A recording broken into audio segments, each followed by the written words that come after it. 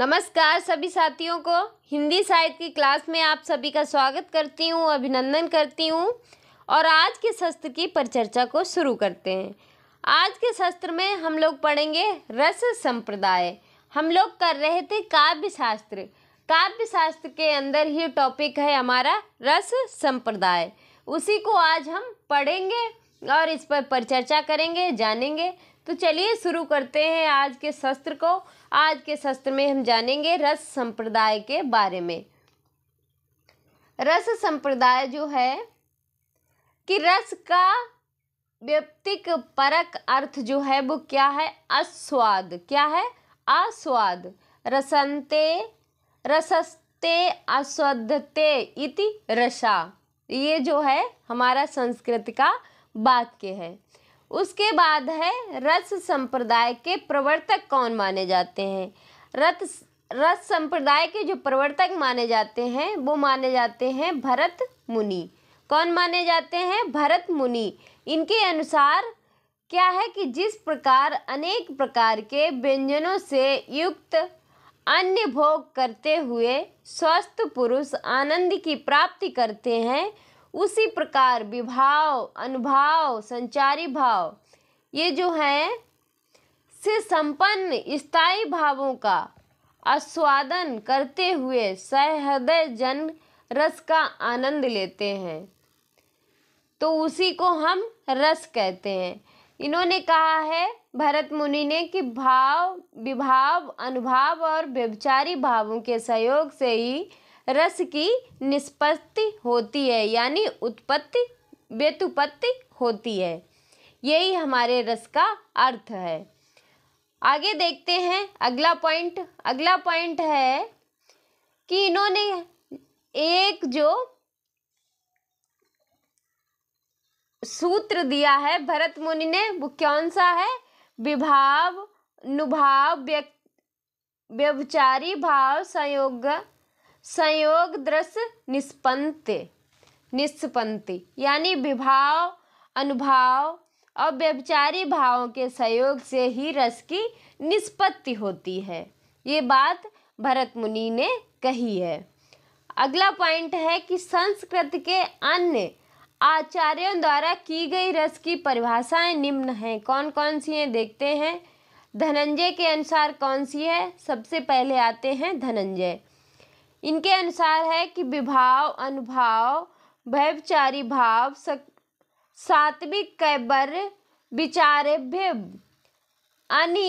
अनियमानम स्वघात स्थायी भावो रसा स्मृतः। ये जो है संस्कृत में है कि इसका धनंजय ने कहा है। अगला पॉइंट देखते हैं क्या है अगला पॉइंट। अगला पॉइंट है अभिनव गुप्त ने क्या कहा है? अभिनव गुप्त ने कहा है कि सर्वथा रसनात्मक विक्त विघन प्रीति प्रतीत ग्रहो भाव एवं रसा।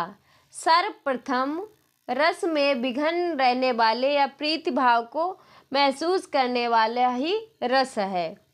उसके बाद है मम्मट। मम्मट ने क्या कहा है कि व्यक्तता सातर्भ्यम बाध्यो स्थायी भावो रसा स्मृता। ये जो है मम्मट ने कहा है। उसके बाद आते हैं विश्वनाथ। विश्वनाथ ने कहा है विभावने, अनुभावने, भावने, व्यक्ता, संचारणी तथा रसामेति, रसंतामेति, रत्यादि स्थायी भाव सचेताम।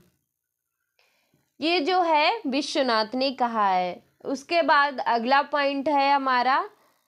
अगला पॉइंट है कि भाव को संपूर्ण रस का स्रोत माना जाता है।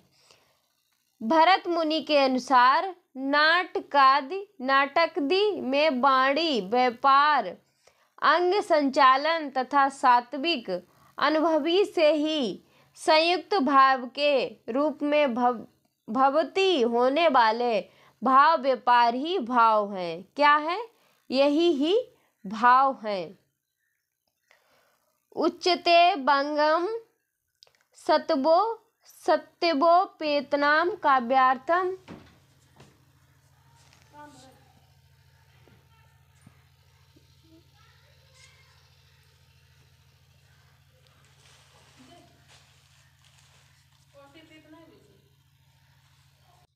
अगला पॉइंट है हमारा कि रस को काव्य की आत्मा के रूप में सर्वप्रथम किसने मान्यता दी है।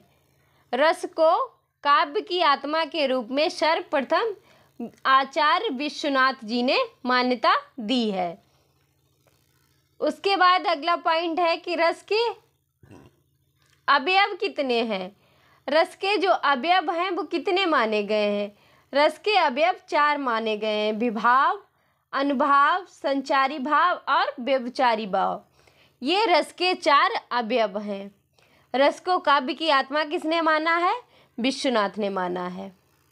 अगला पॉइंट देखते हैं क्या है। अगला पॉइंट है कि भरत मुनि ने अपने नाट्य शास्त्र में भावों की संख्या कितनी मानी है।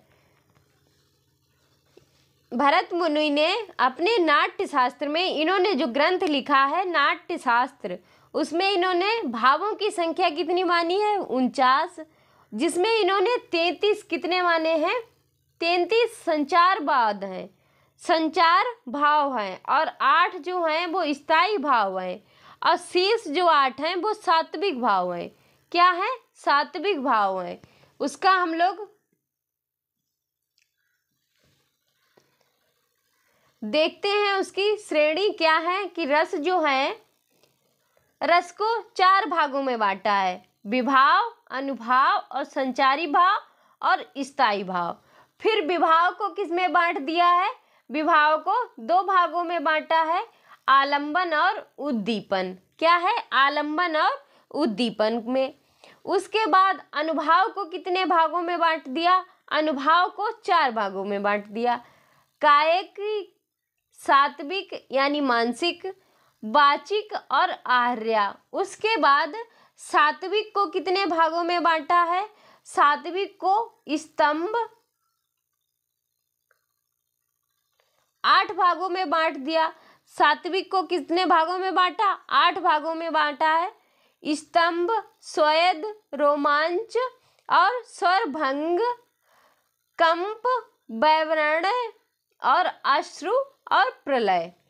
सात्विक को कितने भागों में बांटा, 8 भागों में। विभाव को कितने भागों में बांटा, 2 भागों में।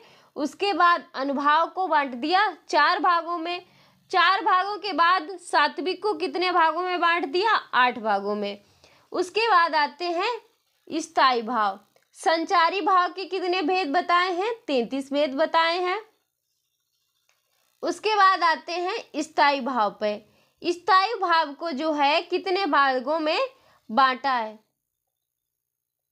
स्थायी भाव को भी 8 भागों में बांटा है। वो 8 भाग कौन कौन से हैं, रति, हर्ष, शोक, क्रोध, उत्साह, भय, जुगुप्सा और विस्मय। यही जो है हमारे स्थायी भाव चलते हैं। तो भरत मुनि ने अपने नाट्य शास्त्र में भावों की संख्या कितनी मानी है, 49, जिसमें इन्होंने 33 क्या माने हैं, संचारी भाव माने हैं, 8 जो हैं स्थायी भाव माने हैं, और शेष 8 जो हैं वो सात्विक भाव हैं। अगले पॉइंट पे चलते हैं। क्या है अगला पॉइंट, अगला पॉइंट है कि रस के अवयवों में प्रयुक्त प्रमुख शब्दों का अर्थ निम्नलिखित है। देखते हैं हम लोग कि विभाव का अर्थ क्या है, परिभाषा क्या है इनकी, इन सभी को हम देखते हैं। तो पहला है विभाव। विभाव जो है इसके अर्थ जो और परिभाषा है कि सामाजिक के हृदय में स्थित स्थायी भावों को आस्वादन के योग बनने वाले कारणों को ही विभाव कहते हैं। अर्थ प्रतीत का मूल कारण ही विभाव है। अर्थ का जो अर्थ प्रतीत होता है उसका मूल कारण ही विभाव होता है। उसके बाद है आलंबन। आलंबन की अर्थ और परिभाषा क्या है कि आलंबन जो है कि जिस व्यक्ति अथवा वस्तु के कारण किसी व्यक्ति में कोई भाव जागृत होता है उस व्यक्ति अथवा वस्तु को भाव का आलंबन कहते हैं। कि जिस व्यक्ति अथवा वस्तु के कारण अब कोई व्यक्ति है, उसके मन में किसी भी प्रकार का भाव उत्पन्न हो रहा है या विचार उत्पन्न हो रहा है, तो उसी व्यक्ति को, उसके जो विचार है उसी को हम भाव कहते हैं, वही आलंबन होता है। अगला पॉइंट देखते हैं क्या है अगला पॉइंट। अगला पॉइंट है उद्दीपन। उद्दीपन क्या है? उद्दीपन की परिभाषा क्या है कि उद्दीपन जो है वो रस की उत्पत्ति उद्दीप्त करने वाली आलंबन को चेष्टादि तथा देश काल की स्थितियां उद्दीपन कहलाती हैं। ये हो गया हमारे उद्दीपन की परिभाषा। उसके बाद है अनुभाव। अनुभाव जो है वो क्या है कि जो भावों के पश्चात उत्पन्न हो उन्हें अनुभाव कहते हैं। आलंबन, उद्दीपन आदि कारणों से उत्पन्न भावों को बाहर प्रकाशित करने वाले कार्य को अनुभाव कहा जाता है। क्या है कि बाहर प्रकाशित करने वाले कार्यों को अनुभाव कहा जाता है। ये भाव के सूचक होते हैं, ये जो है भाव के सूचक हैं। उसके बाद आता है संचारी। संचारी भाव जो है ये क्या है कि जो भाव विशेष रूप से स्थायी भाव की पुष्टि के लिए तत्पर रहते हैं और स्थायी भाव के अंतर्गत आविर्भूत और तिरोहित हैं, इन्हीं को हम संचारी भाव कहते हैं। अगला पॉइंट देखते हैं क्या है अगला पॉइंट। अगला पॉइंट है स्थायी भाव। स्थायी भाव जो है वो क्या है कि अविरुद्ध और विरुद्ध भाव से जिसे ना छिपा सके, यानी ना ही उसे छुपाया जा सकता है, वह आस्वाद का मूलभूत भाव ही स्थायी भाव होता है। उसी को हम क्या कहते हैं? स्थायी भाव होता है। उसके बाद है जैसे स्थायी भाव क्या है कि ये प्रेम है या दुश्मनी है किसी से, तो हम उस भाव को ना ही छुपा ही सकते हैं और ना ही उसे कह सकते हैं, और हमारे मन में जो विचार उत्पन्न होता है, जो भाव उत्पन्न होता है, उसी भाव को हम स्थायी भाव कहते हैं। अगला पॉइंट है कि भरत मुनि ने 8 रसों का उल्लेख किया है। कितने रसों का उल्लेख किया है? 8 रसों का। तो हम देखते हैं वो 8 रस कौन कौन से हैं। भरत मुनि ने 8 रस कौन कौन से माने हैं? श्रृंगार, हास्य, करुण, रौद्र, वीर, भयानक, बीभत्स और अद्भुत। इन्होंने कितने रस माने हैं? भरत मुनि ने 8 रस माने हैं। उसके बाद शांत रस किसने माना है? उद्भट ने जोड़ा है। विश्वनाथ ने वात्सल्य रस जोड़ा है और रूप गोस्वामी ने भक्ति रस जोड़ा है और रुद्रट ने प्रयाण रस जोड़ा है। तो हम इसके स्थायी भाव भी देख लेते हैं कि कौन कौन से इसके स्थायी भाव हैं। तो इसके जो स्थायी भाव हैं वो क्या हैं कि श्रृंगार रस का स्थायी भाव रति है, हास्य रस का स्थायी भाव हास है, करुण रस का शोक है, रौद्र रस का क्रोध है कि जिसमें क्रोध आया, श्रृंगार रस यानी श्रृंगार रस का स्थायी भाव क्या है? रति है। तो श्रृंगार रस क्या है? जिसका वर्णन एक सुख शांति से, जिसमें अच्छे से वर्णन हो, जिसे कोई प्रेम का वर्णन किया जा रहा है, उसमें सब कुछ मिल रहा है, तो उसका श्रृंगार रस है। हास्य रस क्या है? हास्य रस हंसी मजाक में जो बात कही जाती है उसको हास्य रस कहते हैं और उसका स्थायी भाव होता है हंस। करुण रस का है, करुण रस का स्थायी भाव क्या है? शोक। करुण रस को अगर व्यक्त कैसे किया जाता है? करुण रस जैसे है किसी की बिरह में तड़प रहा कोई व्यक्ति, जैसे नागमती का वियोग वर्णन है तो उसमें क्या हो जाएगा? करुण रस हो जाएगा। भ्रमर गीत में क्या है कि गोपियों का जो है वो बिरहा वर्णन है, तो वो क्या हो जाएगा? करुण रस हो जाएगा, क्योंकि वो अपने शोक को बयां कर रही हैं, वो उस बिरहा को बता रही हैं। उसके बाद है रौद्र रस। रौद्र रस है क्रोध। रौद्र रस का स्थायी भाव क्या है? क्रोध। क्रोध कब आता है? जब हम किसी की बात को सुनते हैं या हमसे कोई गलत बोलता है, तब आप लोग क्रोध में आ जाते हैं, ये एकदम से बहुत गुस्से में आ जाते हैं, तो वो क्या है? क्रोध है। रौद्र रस है। वीर रस क्या है? कि जैसे वीर रस का स्थायी भाव क्या है? उत्साह। अब जैसे वीर रस क्या है? वीर रस कोई हमको मोटिवेट कर रहा है किसी भी चीज़ के लिए, बाहरी मोटिवेट हमको मिल रहा है, मोटिवेशन हमको मिल रहा है। अगर हम कोई यूट्यूब या कहीं पर कोई मोटिवेशन वीडियो देखते हैं तो हमारे अंदर एकदम से उत्साह आती है कि हम भी ये कर ले, तो उसे क्या कहते हैं? वीर रस। उसके बाद भयानक रस। किसी चीज को देख के डरना या भय उत्पन्न होना, तो वो क्या हो जाता है? भयानक रस। विवत्सा जुगुप्सा, जिससे जुगुप्सा जो है घृणा उत्पन्न करना, किसी भी चीज को देख के घृणा, किसी व्यक्ति को, या जो चीज़ें नहीं हम लोग खाते हैं, खाने में यूज करते हैं, जो लोग करते हैं, उनको देखकर जो हमारे घर में मन में जो घिन सी पैदा होती है या घृणा, उसी को हम लोग विभत्स या जुगुप्सा रस कहते हैं।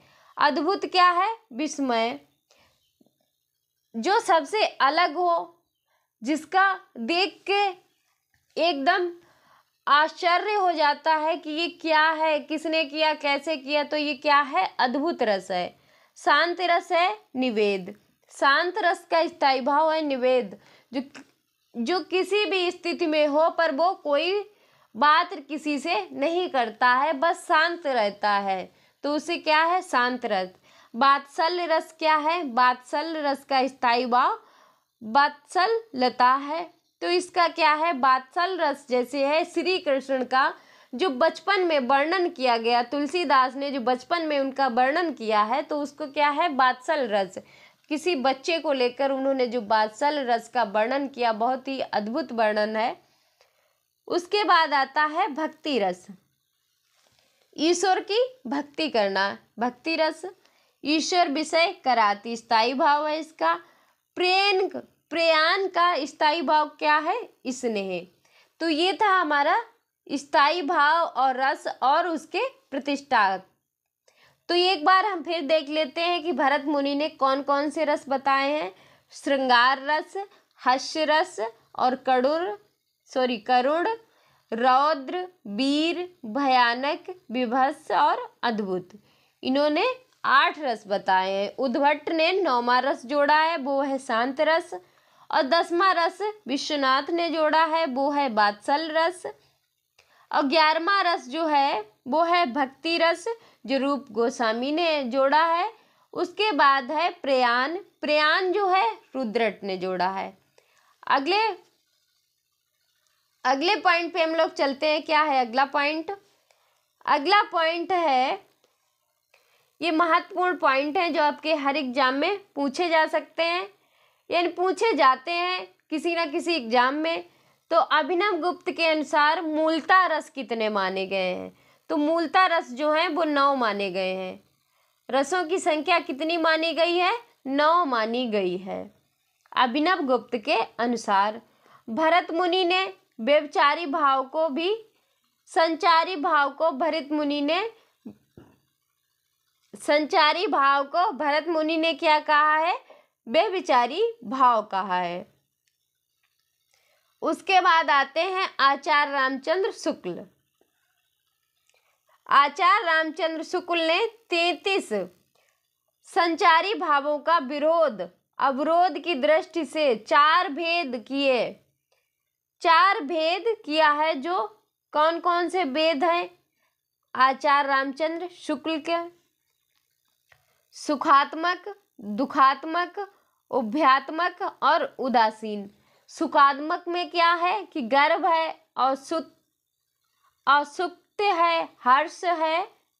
गर्व, असुक्त, हर्ष, आशा, मंद, संतोष, चपला और मृदुला धैर्य है। ये क्या है? सुखात्मक में है। उसके बाद आता है दुखात्मक, कि इसमें लज्जा है, असूया है, अमर्ष है, अवहत्या है, त्रास है, विषाद है। त्रास का अर्थ क्या होता है? गुस्सा करना। अमर्ष का अर्थ क्या होता है? गुस्सा करना, क्रोध, दोनों का अर्थ होता है क्रोध। विषाद, शंका, चिंता, नैराश्य और उग्रता, मोह, अलसता, उन्माद, असंतोष, गलन, अपस्मार और मरण और व्याधि जो है वो दुखात्मक हैं। उसके बाद आते हैं उभयात्मक। उभयात्मक जो है वो कौन कौन से हैं? आवेग, स्मृति और विस्मृति, दैन्य, जड़ता, स्वप्न, चिंता की चंचलता। उदासीन में इन्होंने क्या क्या बताया है? वितर्क है, मति है और श्रम है, निद्रा है और विबोध है। ये आचार्य रामचंद्र शुक्ल ने 33 भाव का विरोध अवरोध की दृष्टि से 4 भेदों में ही इन्होंने व्यक्त कर दिया है। वो 4 भेद कौन कौन से हैं? सुखात्मक, दुखात्मक, उभयात्मक और उदासीन में ही 33 संचारी भावों को वर्णित कर दिया है। उसके बाद अगला पॉइंट है कि संस्कृत के भानुदत्त ने छल नामक नए संचारी भाव का उल्लेख किया है। क्या है? कि छल नामक नए संचारी भाव का उल्लेख किया है। किसने किया है? भानुदत्त ने। और हिंदी में किसने किया है? देव ने। भानुदत्त ने संस्कृत में किया है, हिंदी में किसने किया है? देव ने। हिंदी में किसने किया? देव ने। छल नामक संचारी भाव हिंदी में किसने किया है? देव ने किया है। संस्कृत में किसने किया है? भानुदत्त ने किया है। अगला पॉइंट है हमारा कि भरत मुनि ने वाचिक, अंगिक और सात्विक तीनों को ही अनुभाव का भेद माना है। क्या माना है? भेद माना है। आगे देखते हैं हम लोग अगला पॉइंट क्या है। अगला पॉइंट है हमारा रस, स्थायी भाव, रंग, वर्ण और देवता, यानी किस किस को मानकर क्या माना गया है। तो हम लोग देखते हैं। जैसे श्रृंगार रस का स्थायी भाव है रति, इसका रंग और वर्ण जो है वो किसमें किया है? श्याम वर्ण में। किसमें किया है? श्याम वर्ण में। इसको जो है श्रृंगार रस में देवता किसको माना है? कामदेव को और विष्णु को। किसको माना है? कामदेव और विष्णु को माना है। उसके बाद है हास्य रस। हास्य रस जो है, हास्य रस का स्थायी भाव क्या है? हास। हास का रंग और वर्ण क्या है? श्वेत वर्ण है और श्वेत ही रंग है। और इसका देवता किसको माना है? शिवगढ़ को माना है। किसको माना है? शिवगढ़ को माना है। उसके बाद है करुण रस। करुण रस का स्थायी भाव है शोक और इसका रंग क्या है? कपोत वर्ण। कपोत किसको बोलते हैं? कपोत किसका पर्यायवाची है? कबूतर का।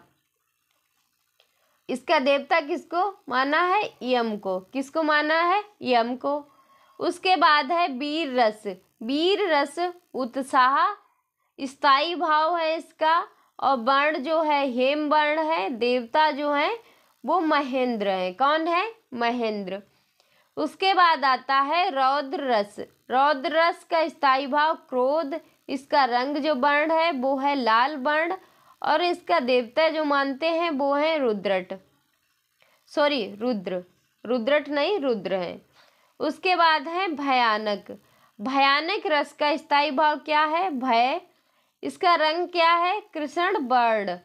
वर्ण और रंग क्या है? कृष्ण वर्ण। देवता किसको मानते हैं? काल को।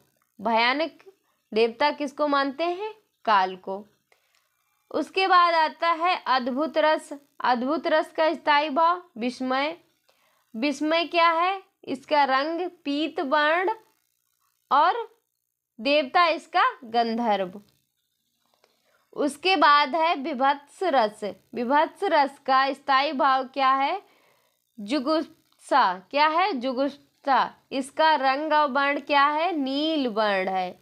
क्या है? नील वर्ण है। इसका देवता किसको मानते हैं? महाकाल को। किसको मानते हैं? महाकाल को। उसके बाद जो है कि रस शांत रस है और स्थायी भाव निर्वेद सम है। क्या है? निर्वेद सम है। रंग जो है वो धवल वर्ण है। देवता किसको मानते हैं? लक्ष्मी नारायण को मानते हैं। आगे देखते हैं हम लोग। ये आपके एग्जाम के लिए महत्वपूर्ण है क्योंकि इस समय जो एग्ज़ाम हो रहा है नेट JRF और TGT PGT का, एग्जामिनर का कुछ नहीं पता है कहाँ से कौन क्वेश्चन बना दे। तो इसीलिए मैं आपका इतने डीप से करवा रही हूँ ताकि आपका कुछ भी न छूटे।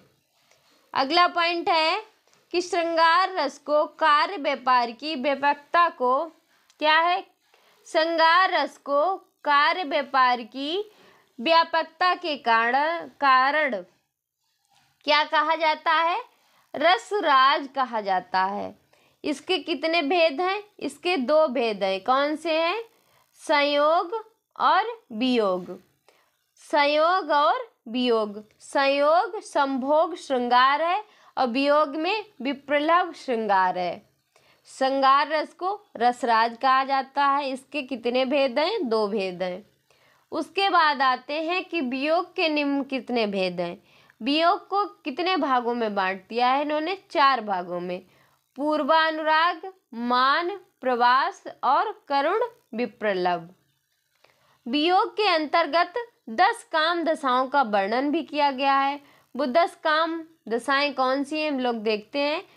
अभिलाषा, चिंतन, स्मृति, गुण कथन, उद्योग और प्रलाप, उन्माद, ज्वार, जड़ता और मरण। अभिलाष, चिंतन, स्मृति, गुण कथन, उद्योग और प्रलाप, उन्माद, ज्वर, जड़ता और मरण। ये वियोग के 10 काम दशाओं का वर्णन है। अगला पॉइंट देखते हैं क्या है अगला पॉइंट। अगला पॉइंट है कि हास्य रस के भेद हैं। कितने हैं? हास्य रस के कितने भेद हैं? 3 रस से कौन कौन से हैं? उत्तम, मध्यम और अधम। उत्तम में क्या है? स्मित, मध्यम में विहसित और अधम में अपहसित। अपहसित। उसके बाद है हसित, अब अबहसित, अतिहसित। वीर रस ने अगला पॉइंट है। वीर रस के आचार्यों ने 4 भेद किए हैं। कौन कौन से किए हैं? दानवीर, दयावीर, युद्धवीर और धर्मवीर। वीर रस के कितने भेद किए हैं? 4। दानवीर, दयावीर, युद्धवीर, धर्मवीर। अगला पॉइंट हम लोग देखते हैं क्या है अगला पॉइंट। अगला पॉइंट है कि निम्नलिखित आचार्यों ने निम्नलिखित रसों को मूल रस या प्राकृत रस माना है। क्या है? आचार्य, मूल रस, श्लोक, कारिका। भवभूति ने करुण रस माना है। क्या माना है? भवभूति ने करुण रस माना है। क्या है? एको रसा करुणा एवं। क्या है? एको रसा करुणा एवं। भोजराज ने श्रृंगार रस को माना है। क्या है? श्रृंगार में रसनाद रसमाम नामः। क्या है? श्रृंगार में रसनाद रसमाम नामः। ये किसने माना है? भोजराज ने। उसके बाद है नारायण पंडित आश्चर्य रस। नारायण पंडित ने मूल रस कौन सा माना है? आश्चर्य रस। इसका श्लोक क्या है कि तच ममत्कार सत्सार तेब सर्वथा पद भूतो। उसके बाद है रूप गोस्वामी। रूप गोस्वामी ने मूल रस कौन सा माना है? मधुर रस। उसके बाद है अभिनव गुप्त। अभिनव गुप्त ने कौन सा रस माना है? शांत रस माना है। अगला पॉइंट देखते हैं क्या है अगला पॉइंट। पॉइंट है कि रस के वर्णन में निष्पत्ति शब्द का प्रथम प्रयोग भरत मुनि के रस सूत्र में मिलता है। किसमें मिलता है?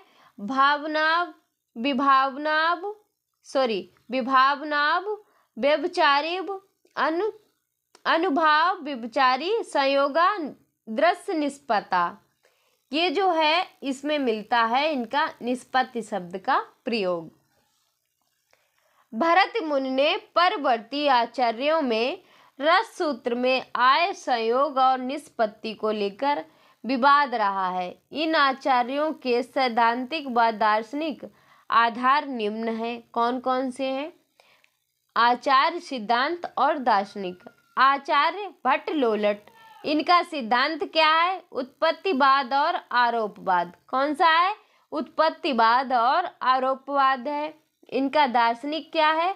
दार्शनिक मत जो है वो है मीमांसा दर्शन। क्या है? मीमांसा दर्शन। उसके बाद आचार्य हैं श्री शंकुक। श्री शंकुक, उनका सिद्धांत कौन सा है? अनुमितिवाद। कौन सा है? अनुमितिवाद। इनका दार्शनिक के मत क्या है? न्याय दर्शन। क्या है? न्याय दर्शन। उसके बाद है भट्ट नायक। कौन है? भट्ट नायक। इनका सिद्धांत क्या है? भुक्ति या भोगवाद। कौन सा है? भुक्ति या भोगवाद। दार्शनिक मत क्या है? सांख्य दर्शन। कौन सा है? सांख्य दर्शन।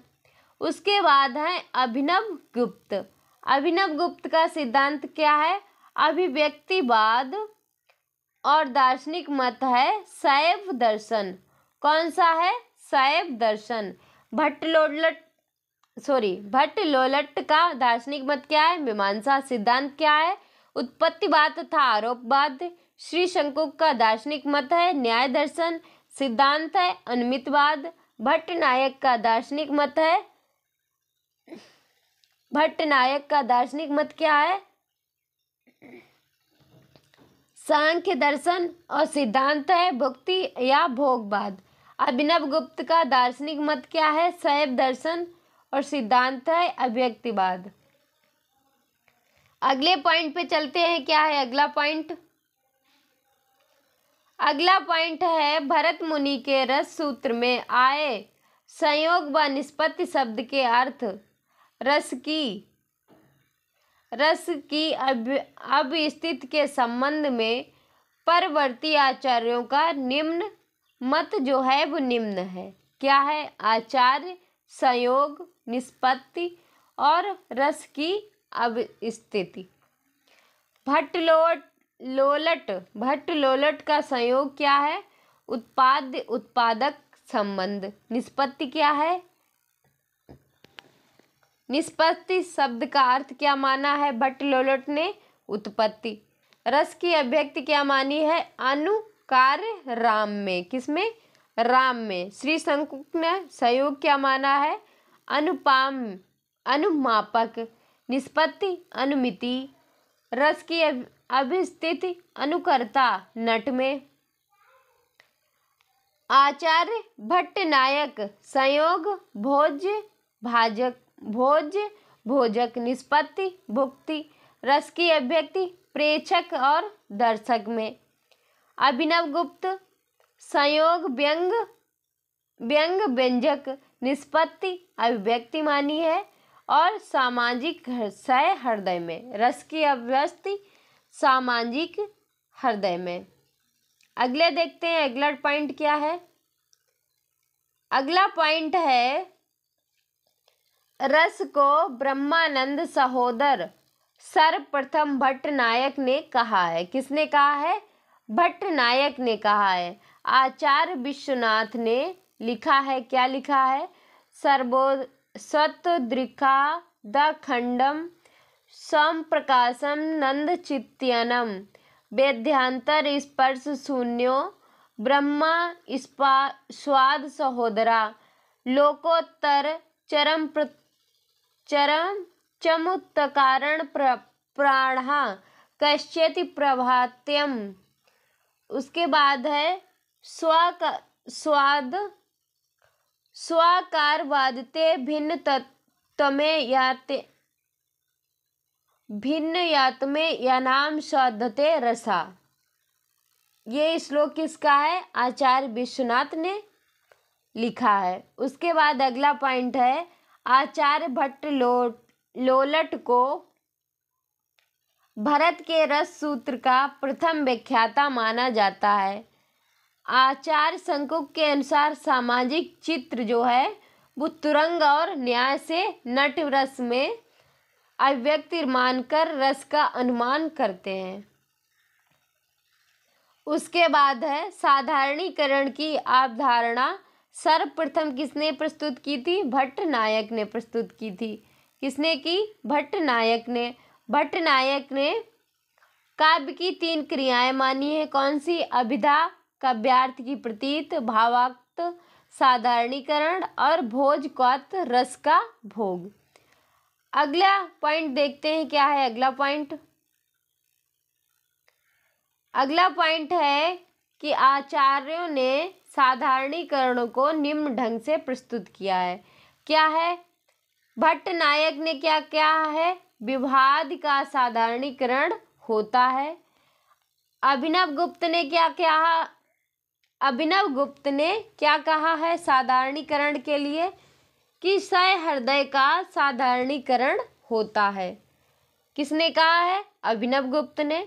उसके बाद आचार्य विश्वनाथ जी ने क्या कहा है? कि विभाद का अपने पराये आश्रय और सहृदय की भावना से मुक्त होना साधारणीकरण है। उसके बाद है रामचंद्र शुक्ल। रामचंद्र शुक्ल ने क्या कहा है? कहा है कि अवलंबन तत्व धर्म का साधारणीकरण होता है। उसके बाद है श्याम सुंदर दास। श्याम सुंदर दास ने क्या कहा है? कि सहृदय के चिंत का साधारणीकरण होता है। उसके बाद डॉक्टर नगेंद्र ने कहा है कि कवि की अनुभूति का साधारणीकरण होता है। अगला पॉइंट देखते हैं क्या है अगला पॉइंट। अगला पॉइंट है कि आचार्य श्याम सुंदर दास ने साधारणीकरण की व्याख्या करने में मधुमती की भूमिका की परिकल्पना को भी प्रस्तुत किया है। विरोधी रस। निम्नलिखित रसों में विरोधी रस किस प्रकार हैं इनको भी हम देख लेते हैं और हमारे रस का टॉपिक समाप्त हो जाएगा। फिर हम लोग काव्य अलंकार का टॉपिक करेंगे। रस कौन सा है? इसके विरोधी रस कौन से हैं? श्रृंगार रस का विरोधी रस कौन सा है? करुणा, विभत्स, रौद्र, वीर और भयानक इसके विरोधी रस हैं। हास्य रस का विरोधी रस कौन सा है? भयानक और करुण। करुण रस का विरोधी रस है हास्य और श्रृंगार। रौद्र रस का विरोधी रस कौन सा है? हास्य, श्रृंगार और भयानक। वीर रस का भयानक और शांति। भयानक रस का विरोधी रस है श्रृंगार, वीर, रौद्र, हास्य और शांत। शांत रस का विरोधी रस कौन सा है? वीर, श्रृंगार, रौद्र, हास्य और भयानक। विभत्स रस का विरोधी रस क्या है? श्रृंगार। तो ये था आज का हमारा शस्त्र और इन रसों के जो उदाहरण हैं वो किसी क्लास में क्वेश्चन टाइप में आपको क्वेश्चन आंसर के टाइप में किसी दिन क्लास में करवा देंगे ताकि आपको किस वाक्य में किस तरह से रस पहचानते हैं पता लग जाएगा। तो आज के शस्त्र में रस टॉपिक मैंने कंप्लीट कर लिया आप लोगों ने है और अब हम लोग करेंगे काव्य शास्त्र को नेक्स्ट शुरू करेंगे। तो आज के शास्त्र की परिचर्चा को यहीं पे समाप्त करते हैं। अगले शास्त्र में मिले तब तक के लिए धन्यवाद। और अगर कोई भी गलती मुझसे हो गई है तो उसके लिए कमेंट में बताएं कि क्या गलती मुझसे हुई है तो मैं उसे फिर से समझाने की पूरी कोशिश करूँगी। धन्यवाद।